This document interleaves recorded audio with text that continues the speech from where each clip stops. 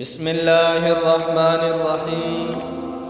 سامعین محترم، حضرت عثمان رضی اللہ تعالی عنہ فرماتے ہیں کہ امام الانبیاء، سرتاج الانبیاء، فخر الانبیاء حضرت محمد عربی صلی اللہ علیہ وسلم نے ایک جماعت یمن بھیجی اور ان میں سے ایک صحابی کو ان کا امیر بنایا جن کی عمر سب سے کم تھی۔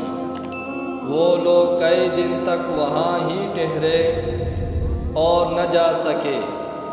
اس جماعت کے ایک آدمی سے امام الانبیاء، سرتاج الانبیاء، فخر الانبیاء حضرت محمد عربی صلی اللہ علیہ وسلم کی ملاقات ہوئی تو امام الانبیاء، سرتاج الانبیاء، فخر الانبیاء حضرت محمد عربی صلی اللہ علیہ وسلم نے فرمایا، اے فلانے، تمہیں کیا ہوا؟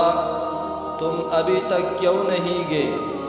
اس نے عرض کیا، یا رسول اللہ صلی اللہ علیہ وسلم، ہمارے امیر کے پاؤں میں تکلیف ہے، لہذا امام الانبیاء، سرتاج الانبیاء، فخر الانبیاء حضرت محمد عربی صلی اللہ علیہ وسلم اس امیر کے پاس تشریف لے گئے اور بسم اللہ وباللہ، اعوذ باللہ وقدرتہ من شر ما فیہا 7 مرتبہ پڑھ کر اس آدمی پر دم کیا۔